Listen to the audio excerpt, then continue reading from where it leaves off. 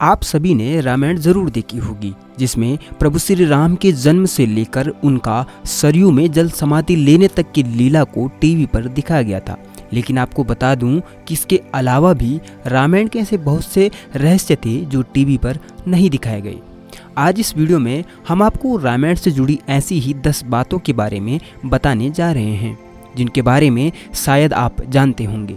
तो चलिए अब बिना देरी किए जानते हैं रामायण से जुड़े इन 10 रहस्यों के बारे में। नंबर 1, वाल्मीकि जी से पहले हनुमान जी ने लिखी थी रामायण। मित्रों, जैसे कि हम सभी जानते ही हैं कि वाल्मीकि ने रामायण धर्म ग्रंथ की रचना की थी, लेकिन आपको जानकर हैरानी होगी कि वाल्मीकि जी से पहले ही प्रभु श्री राम के अनन्य भक्त हनुमान जी ने राम कथा की रचना अपने नाखूनों से एक शिला पर की थी। इस बात का पता जब वाल्मीकि जी को चला तो उन्होंने उस शिला यानी कि पत्थर को जाकर देखा और उस पर हनुमान जी द्वारा राम कथा का वर्णन देखकर वो हैरान रह गए। फिर उन्होंने हनुमान जी से कहा कि हे पवन सुत, आपसे अच्छा रामायण की कथा का वर्णन कोई कर ही नहीं सकता और आपकी रचना के सामने मेरा लेखन कुछ भी नहीं है। परंतु यह सुनकर हनुमान जी ने सोचा कि वाल्मीकि जी कवि हैं और प्रभु श्री राम के भक्त भी। उनके अनुसार अगर उनकी रचना मेरी रचना के समान सुंदर नहीं है तो क्या हुआ, उसमें भी तो मेरे प्रभु श्री राम की महिमा का ही वर्णन है। इसके बाद हनुमान जी ने अपनी लिखी हुई राम कथा की शिला उठाई और उसे समुद्र में विसर्जित कर दिया और इतिहास में रामायण लिखने के लिए वाल्मीकि का नाम अमर हो गया। नंबर 2, रामायण में ही हुई थी गायत्री मंत्र की रचना।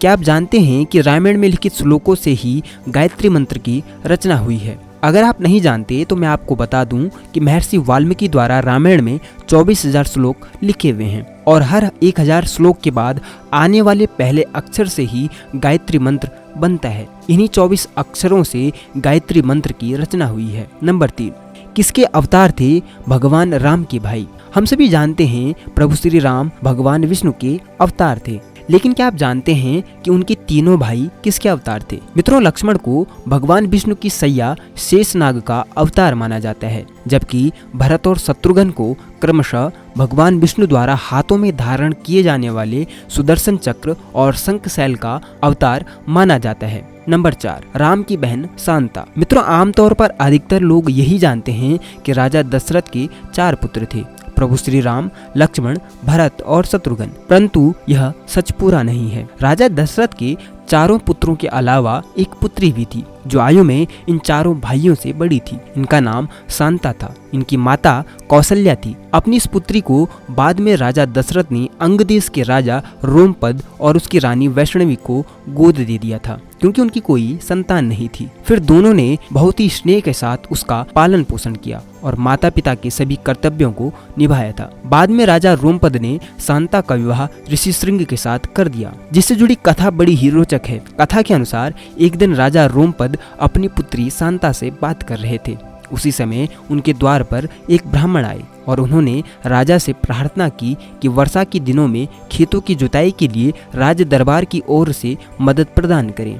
परंतु ब्राह्मण की बातें राजा रोमपद को सुनाई नहीं दी और वे अपनी पुत्री के साथ बातचीत करते रहे। जब काफी देर बाद भी ब्राह्मण को कोई उत्तर न मिला तो वे काफी दुखी हो गए और राजा रोमपद का राज्य छोड़कर चले गए। वे ब्राह्मण इंद्र के भक्त थे। अपने भक्त की ऐसी अनदेखी पर इंद्रदेव राजा रोमपद पर क्रोधित हो गए और उन्होंने उनके राज्य में पर्याप्त वर्षा नहीं की, जिससे खेतों में खड़ी फसलें सूखने लगी। अपनी प्रजा को दुखी देखकर रोमपद ऋषि श्रृंगी के पास गए और उन्होंने उनकी सलाह पर एक यज्ञ किया, जिसके बाद उनके राज्य में पर्याप्त वर्षा हुई और खेत खलिहान पानी से भर गए। इसके बाद राजा ने अपनी पुत्री शांता का विवाह ऋषि श्रृंग से कर दिया और वे दोनों सुखपूर्वक रहने लगे। बाद में अन्य ऋषियों के साथ ऋषि श्रृंग ने अयोध्या नरेश दशरथ के लिए पुत्र कामेष्टि यज्ञ किया था, जिसके बाद उन्हें 4 पुत्रों की प्राप्ति हुई थी। नंबर 5, क्या था सीता के स्वयंवर का कारण? मित्रों, रामायण के अनुसार एक बार बचपन में ही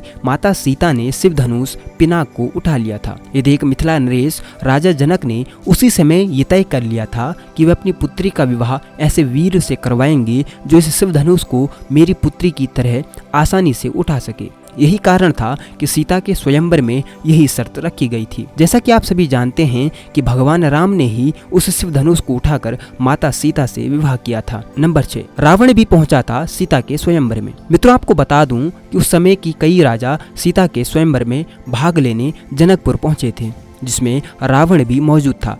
ऐसा माना जाता है कि मंदोदरी के रोकने के बावजूद लंका नरेश रावण भी सीता के स्वयंवर में पहुंचा था, परंतु समय के सबसे शक्तिशाली योद्धा के रूप में जाने जाने वाले रावण भी अन्य राजाओं की तरह शिव धनुष पर प्रत्यंचा चढ़ाने में असफल रहे थे। नंबर 7, सीता स्वयंवर में प्रयुक्त भगवान शिव की धनुष का क्या नाम था? मित्रों, अधिकतर जनमानस यह तो जानते हैं कि प्रभु श्री राम का विवाह देवी सीता से एक स्वयंवर में शिव धनुष पर प्रत्यंचा चढ़ाने के बाद हुआ था, लेकिन बहुत ही कम लोगों को यह पता है कि उस स्वयंवर में प्रयुक्त शिव धनुष का नाम क्या था। तो आपको बता दें कि सीता स्वयंवर में प्रयुक्त हुए शिव धनुष का नाम पिनाक था। नंबर 8, लक्ष्मण का नाम गुड़ाकेश होना। मित्रों, रामायण के अनुसार जब राम, लक्ष्मण और सीता 14 वर्ष के वनवास के लिए गए तो वन में लक्ष्मण अपने भैया और भाभी की रक्षा के उद्देश्य से कभी भी नहीं सोए। इसी कारण लक्ष्मण का नाम गुड़ाकेश पड़ा। ऐसा माना जाता है कि वन में पहली रात को जब श्री राम और माता सीता सो रहे थे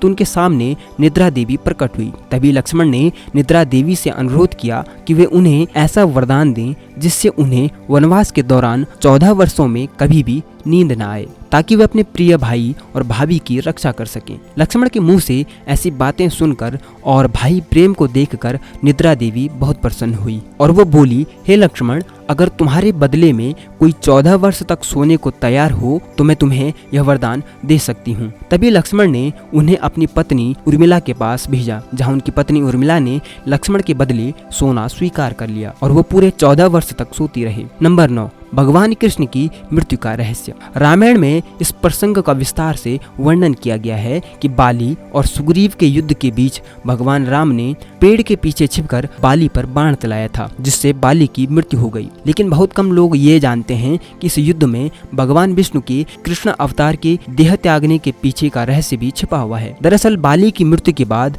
जब ये बात उनकी पत्नी तारा को पता चली कि श्री राम ने छिपकर उनके पति का वध किया है, तो उसने क्रोध में आकर प्रभु श्री राम को यह शाप दे दिया कि जिस प्रकार उसके पति की मृत्यु हुई है, ठीक उसी प्रकार अगले जन्म में आपकी भी मृत्यु होगी। और महाभारत में हमें इस बात का उल्लेख मिलता है कि एक शिकारी के बाण लगने के बाद ही भगवान श्री कृष्ण ने देह त्यागी थी। नंबर 10, ऋषराज जामवंत भी भगवान राम से करना चाहते थे द्वंद्व युद्ध। दरअसल मित्रों, ऐसा माना जाता है उस समय ऋषराज जामवंत से ज्यादा शक्तिशाली और कोई योद्धा नहीं था, परंतु जब जामवंत को यह बात पता चली कि भगवान राम से ज्यादा शक्तिशाली मनुष्य इस सृष्टि में कोई नहीं है, तो वो मन ही मन सोचने लगे कि उन्हें अपने जैसा शक्तिशाली योद्धा आखिर युद्ध करने के लिए मिल ही गया। परंतु जब वे युद्ध के उद्देश्य से श्री राम के पास पहुंचे तो भगवान राम ने उन्हें यह कहकर युद्ध करने से मना कर दिया कि अभी उनके पास युद्ध के लिए समय नहीं है, क्योंकि वे अपनी पत्नी सीता की तलाश कर रहे हैं। परंतु ऋषराज जामवंत जब युद्ध के लिए बार बार भगवान राम को ललकारने लगे, तब भगवान राम ने उन्हें वचन दिया कि वे अगले जन्म में उनकी ये इच्छा पूरी करेंगे। और फिर अगले जन्म यानी कि कृष्ण अवतार में उन्होंने जामवंत की ये इच्छा पूरी की। तो दोस्तों, आज की इस वीडियो में आपने जाना रामायण के 10 ऐसे रहस्यों के बारे में जिन्हें आपने टीवी पर नहीं देखा होगा। ये वीडियो आपको कैसा लगा हमें कमेंट करके जरूर बताएगा और इसी प्रकार की नॉलेजेबल वीडियोस देखने के लिए हमारे चैनल धर्म क्षेत्र को सब्सक्राइब करना बिल्कुल न भूलिएगा। तो दोस्तों, मिलते हैं फिर इसी प्रकार की एक और नई जानकारी के साथ। तब तक के लिए धन्यवाद।